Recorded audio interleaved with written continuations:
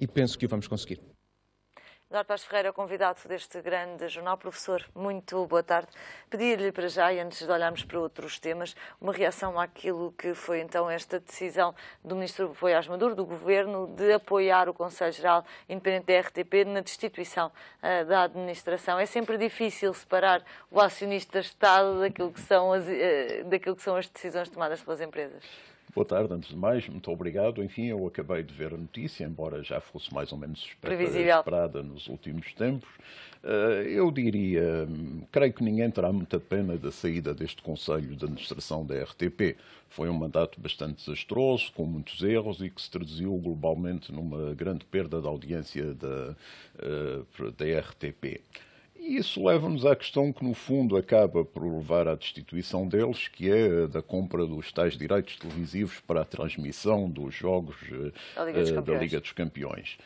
Em que foi muito usado, e eu percebo esse ponto de vista, que dinheiro público estava a ser utilizado para um fim, digamos, um pouco fútil, para lhe chamar o mínimo possível.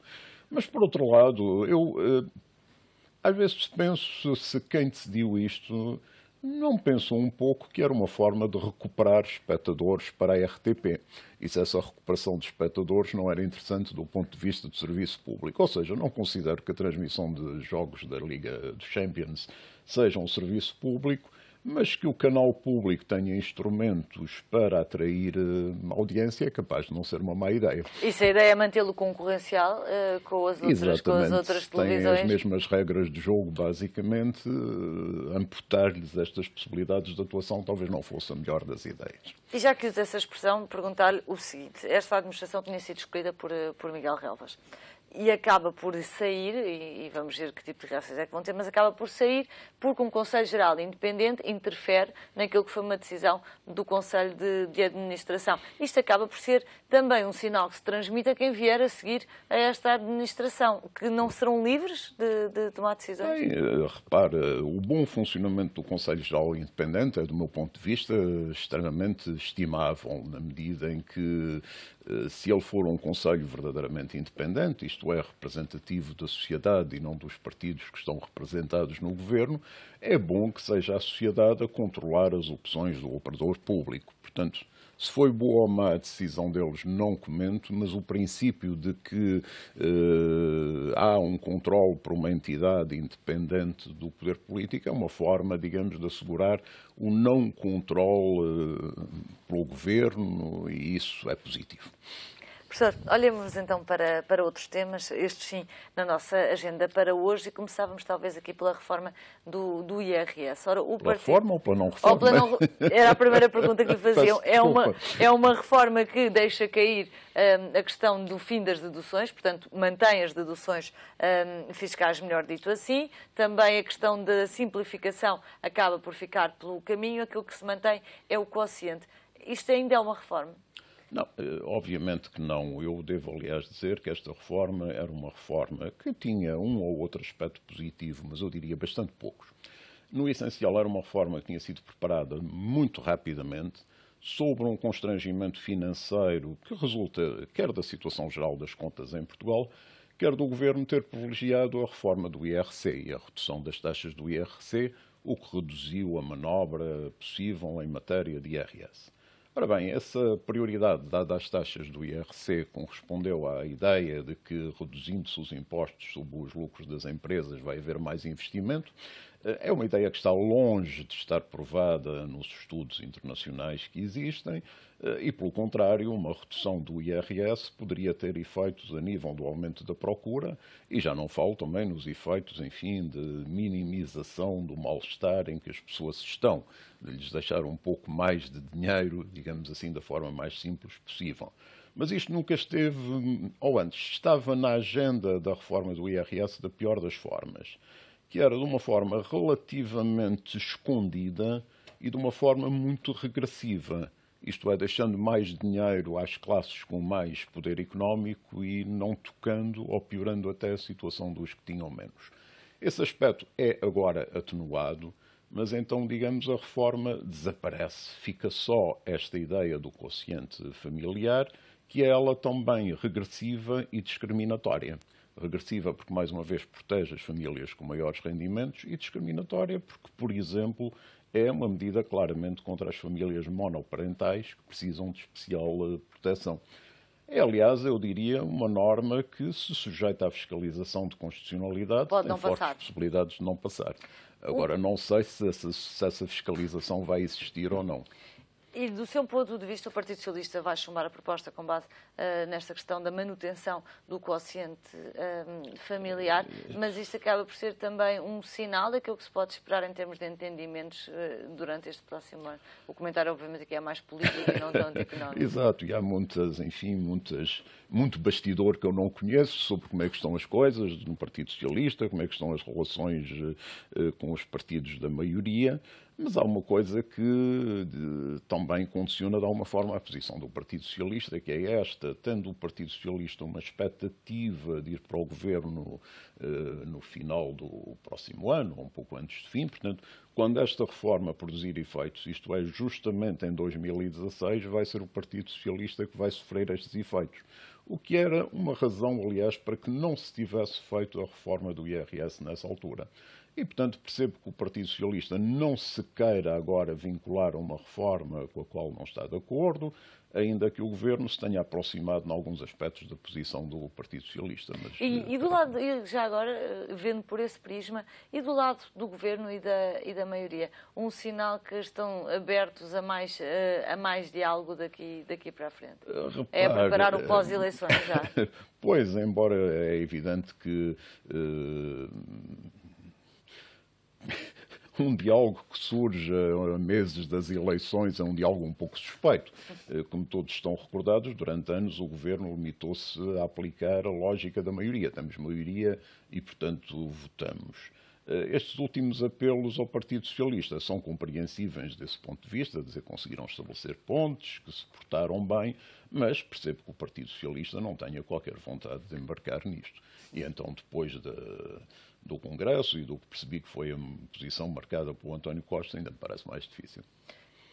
António Costa, já que introduziu esse tema, não resiste a fazer-lhe a pergunta se acreditou, houve no fundo duas opiniões relativamente ao Congresso de António Costa. De um lado, alguma radicalização à esquerda do discurso do líder socialista, outros que dizem que, dizia o Vítor Batista até aqui ontem, dizia ele que as coisas em política começam assim, mas acabam assado. E, portanto, nada daquilo que foi dito no Congresso torna irrevogável esta ideia de bloco central depois das eleições. Qual foi a sua opinião? Sabe, enfim, com todo o respeito pelo deputado Vítor Batista, eu devo dizer que essa é a pior forma de fazer política e é o que tem sido desastroso em Portugal.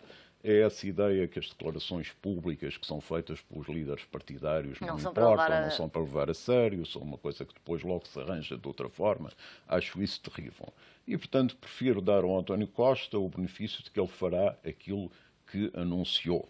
É certo que há muitas coisas que não anunciou qual seria a posição, mas nas que anunciou, espero que ele as mantenha e julgo que as manterá. Esse tema da radicalização também está a ser fomentado de uma maneira excessiva. O CDS, creio que usou até a expressão que o PS tinha passado a um partido de extrema-esquerda, o que, olhando para o discurso do António Costa, é um pouco...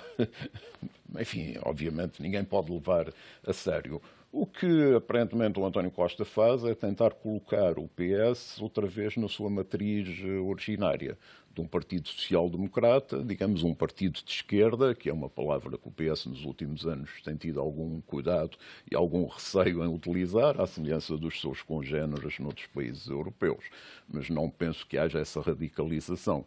Agora, há uma enfatização da ideia de que são possíveis outros caminhos, e isso parece-me extremamente positivo. Professor, olhemos para outro tema. Esta semana ouvimos um dos protagonistas do caso BES e Novo Banco, o Vítor Bento, e talvez o aspecto a destacar seja quando o Vítor Bento diz que a questão da recapitalização, no fundo, foi retirada da mesa, nunca esteve em cima da mesa, que foi o Governo que decidiu que não haveria essa intervenção. Ficou surpreendido? Eu diria, só temos sarilhos por todos os lados e só temos contradições e confusões. O aspecto mais impressionante da declaração do Dr. Vítor Bento é uma coisa que ele, a certa altura, numa questão parcial, usou uma expressão do estilo: tudo o que tem sido dito é verdade, mas não é a verdade completa. E, portanto, ele aparece como uma terceira versão dos acontecimentos, algures entre a versão do governador do Banco de Portugal e a da Ministra das Finanças, e a versão dele tem, para mim, uma coisa verdadeiramente preocupante. Primeiro, queria dizer, eu tenho admiração pelo Dr. Vítor Bento, considero uma pessoa extremamente honesta. Acho que foi uma grande pena a saída dele do Banco Novo. Do novo banco, peço desculpa, ainda não me habituei, não sou tão inovador que tenha seguido. Talvez não precise de se habituar. Talvez não, e justamente como se recorda, foi uma das razões porque o Vítor Bento saiu, foi a urgência que lhe deram em vender o banco sob qualquer forma. O Vítor Bento tinha um projeto que obviamente fazia muito sentido, que era voltar a colocar o banco em posição de equilíbrio e em posição interessante e só depois passar à venda do banco. E depois há toda uma série de conversas que ele relata e que são conversas das quais os interlocutores conservaram memórias diferentes. Eu diria que numa matéria tão delicada, a pior coisa que pode acontecer é falha de comunicação. É falha de comunicação, ou é que três pessoas com poderes tão importantes como a Ministra das Finanças, o Governador do Banco de Portugal e o Presidente do Conselho de Administração do banco em questão tirem conclusões diversas das mesmas conversas. É verdadeiramente assustador quanto à forma como o sistema financeiro é gerido e quanto àquilo que podemos esperar. Quanto ao modelo, pareceu pelas declarações de Vítor Bento que estava claramente contra aquela que foi a decisão tomada. Fosse a recapitalização e seria uma opção menos arriscada? Eu creio que sim. Nós temos aqui um risco que neste momento ninguém tem ainda a percepção de qual vai ser o preço do novo banco. Foi vendida a ideia que, contrariamente ao que aconteceu no caso do BPN, por exemplo, os contribuintes não seriam penalizados. Mas eu creio que, à medida que se for avançando, vai se tornar muito claro que isto não é real e que vai haver uma penalização muito forte, que não é possível ainda calcular. Porque no meio daquela enorme embrulhada, eu não sei sequer se os antigos gestores e proprietários do banco se entendiam com aquela multiplicidade de holdings, empresas, com aquela rede enorme que criaram e que, enfim, naqueles aspectos que vieram ao público eram extremamente desagradáveis de ver por alguém que quisesse acreditar que o sistema financeiro era uma coisa séria e profissional. E, portanto, está-se longe de saber. E, por exemplo, está-se longe de saber qual é o sacrifício que vai ser exigido aos vários bancos e, designadamente, à Caixa Geral de Depósitos, que acaba por ter sempre essa função de, através de ser a boia de salvação. E, portanto, se isso acontecer mais uma vez, como aconteceu no caso do BPN, é verdade que neste caso o Fundo de Resolução também envolve outros bancos, mas, por exemplo, o BPI admite a hipótese de comprar um novo banco e, se isso fizer, de alguma forma, vai absorver esses prejuízos, a Caixa seguramente não será autorizada pelo Estado a comprar um novo banco e, portanto, sairá sempre pior desta história. Professor, também um aspecto focado por Vítor Bento foi a decisão de votar a favor do novo modelo de fusão da PT com o Oi e dizia Vítor Bento que foi, estou a citar, a menos pior das decisões. Bem, eu sobre a PT devo dizer que estou estupefacto com o que se está a passar. Bom, a PT é um sarilho que vem de trás, digamos, começou de formas péssimas, fez parte deste movimento de saída do Estado de tudo, a entrega da Golden Share aos privados, enfim, embora formalmente obedecendo uma orientação europeia, mas que não foi seguida, por exemplo, na Alemanha e na França, mas há países e países na União Europeia, como sabemos, criou condições para uma gestão da PT que acabou por ser tudo menos lógica e, ainda por cima, acabou por sofrer também danos colaterais, como sabemos, do Grupo Espírito Santo. Agora, aquilo que se passou em relação à PT e à OI foi que houve uma decisão de fusão, repito, fusão, entre a PT e a OI. Portanto, não há nenhuma razão para considerar que a PT, hoje em dia, é um ativo da OI.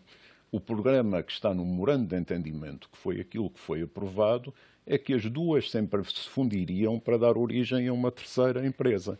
Ora bem, se a OI puder vender a PT, isto desaparece, a PT desaparece, os investidores, os pequenos acionistas, os grandes acionistas, ninguém vai receber um tostão, porque a OI vai utilizar todo o dinheiro para pagar o seu endividamento e, portanto, é, do ponto de vista português, a pior das soluções. Ainda se vai a tempo de haver outra?